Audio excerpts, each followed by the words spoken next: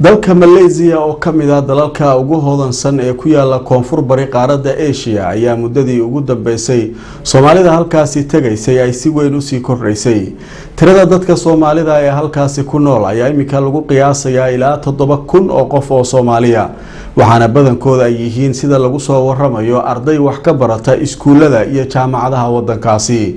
haddaba xaaladda guud ee ay ku nool yihiin dadka Soomaalida ee ku dhaqan dalkaasi Malaysia iyo sida shacabka iyo dawladda Malaysia ba ay u soo dhaweeyeen waxa eegaya wariyaheena Cabdisalaam Harari oo isagu ku sugan imika caasimadda wadankaasi Malaysia Kuala Lumpur gordowna warbixintan halka ay nooga soo diray ولا برتمها مقالة كوالالمبور حرونتها ودنك ماليزيا waxaana xagga dambe idin ka muuqda labada dhisme caanka ay ku tahay magaalada Kuala Lumpur ee la yiraahdo Petronas Twin Towers amaba KLCC magaalada Kuala Lumpur waxa sanadaha dambe aad ugu soo badanayay iyo guud ahaanba wadanka Malaysia dadka Soomaalida ee ardayda u badan ee waxbarashada u soo raadsada wadankan iyadoo sidoo kale ay jiraan dad Soomaali oo fara badan oo iyaguna sabab caafimaad u yimaada wadanka Malaysia baladaba si aynu uga ogaano wadanka Malaysia iyo xaaladda Soomaalidu ay kaga nooliyeen iyo maqaamka wadankani uu ku leeyahay wadamada ku yaala koonfurta bari ee qaaradda Asia waxa marka hore dadka Soomaalida ee ku nool imika wadankan Malaysia gaar ahaan magaalada caasimadda ee Kuala Lumpur iga waramay Saciid Umar oo wariye jooga magaalada Kuala Lumpur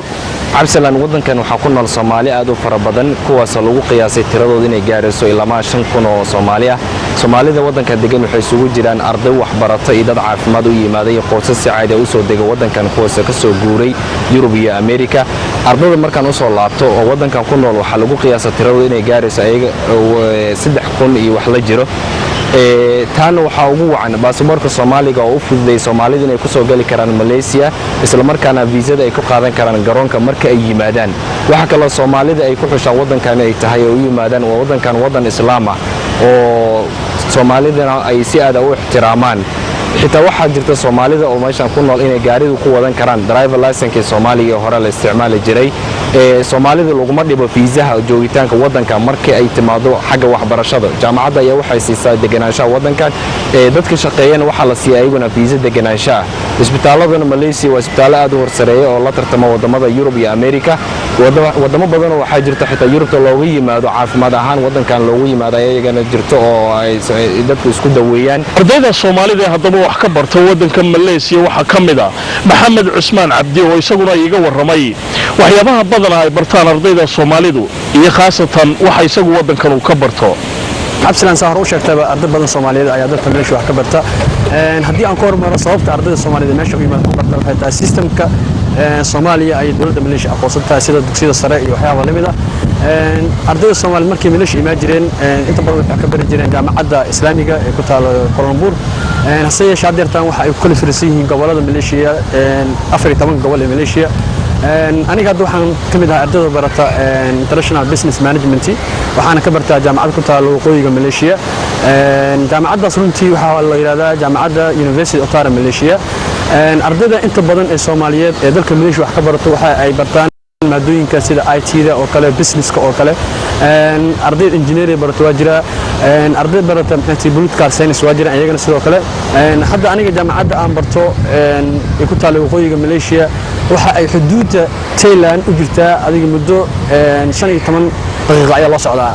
marka xadka ay saaran tahay taasna waxay ku cadeyn kartaa ardayda Soomaaliyeed kaliya in isku ekeen caasimadda kaliya ay banaanka aadaan daba wadankan Malaysia uu kaga duwan yahay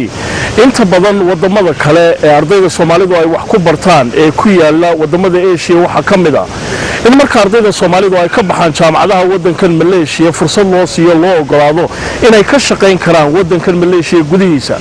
iyadoo shirkadaha markaasi ay shaqooyinka ka helaana ay ardaydaasi u saamaxaan inay u sameeyaan ciqaamadii wadankan ay ku degi laayeen dadka hadaba ardayda ahaan jiray imika habkaasi ku jooga wadankan Malaysia waxa kamid ah Yaasir Maxamed Baafo oo isagu ku takhasusay maamulka iyo maareynta dalxiiska waxaana uu iga waramay sida habkaasi loo sameeyo ee ardayda Soomaalidu markaasi marka waxbarashadooda ay dhameystaan ay shaqooyinka kaga helaan wadankan Malaysia cabsalan aad ay u mahadsan tahay runtii Malaysia sida aad la socotay guud ahaan wadan dhaqaalihiisa aad u horumarsan yahay dhanka dalxiiska ama ardayda wax ka barata jaanisada la siina runtii markaan ka hadlo Malaysia aad ayuu tixgelisaa ardayda ajaanibta ah wadankooda wax ka barta isla markaana fursado shaqo hela systemkan hore ayuu u jiray balse hadda waxaad moodaa in ay aad u xiiseynayaan ardayda wata xadaarado kala duwan si wadanka ay wax ugu soo beeriyaan taas ayaa fursad u noqotay ardayda Soomaalida ah ee dalkan wax ku barata in ay jaanis u helaan inay ka shaqeeyaan shirkadaha waaweyn ee Malaysia qaarkood sida kambaniyada dalxiiska shirkadaha telecommunicationka iyo qaybo kale badan oo kala duwan waa ay jiraan arday Soomaali ah oo maanta shirkado waaweyn manager ka ah runtii taas oo ayagana ka bilaab meel dhexe haddana meel fiican gaaray waxaana u sahlay ardayga inuu heerkaas gaaro commitmentigu la yimaado iyo skillkiisa iyo performancegu ardayga la yimaado runtii Cabdisalaan tirakoobka guud ee ardayda Soomaaliyeed ee wax ku barata dalka Malaysia haatan fursad u heleen inay ka shaqeeyaan kana shaqeeyo waqti xaadirkan tirakoobkooda waxa lagu soo koobi karaa ilaa 50 arday inay gaarayaan waxaan rajaynaynaa mustaqbalka dhow inay ka sii bataan oo in dalkiina ku laabano oo wax faa'iido xarunta ugu weyn ee ganacsiga ee haddaba Soomaalidu ay ku leeyihiin magaalada Kuala Lumpur ee xarunta wadanka Malaysia waxa ay tahay dugsiga luqadda af Ingiriisiga lagu bartay Elite la yiraahdo ee ku yaala bartamaha magaalada Kuala Lumpur dugsigaasi oo ku yaala meel aan ka dheerayn halkan imika warbixinta aanu ka soo tabinayno waxa asaasay Xasan Umar Ahmed oo Xasan Bilal loo yaqaano iyo xaaskiisa u dhalatay wadanka New Zealand oo la yiraahdo Aasha William waxaana goor dhaweeyay dugsigaasi aan soo booqday ay iga warrameen ardayda dhigata iyo habkii ay ku asaaseen. Yes, we started the language center in 2006 with 3 students and now we have 200 students and we have 43 different countries. Aasha sida idinku warantayba iskuulkan waxa la furay 2006kii waxaana dhigtay badanaaba arday Soomaaliyeed iyo 43 wadan oo arday ah ka kala timid badankood Yemen iyo Saudi Arabia Malaysia waxa moodaa in Soomaalidu ay ku soo badatay dhawaanahan in aad iyo aad arday fara badan oo ilaa 3,000 dhaafayso ay degan yihiin community-guna soo badanayo bil kastaba intaa ka sokana waxaa yimaada Soomaali fara badan oo caafimaad u timaada adigu barnaamijka noo yaala wuxuu yahay Ilaahay hadduu idmo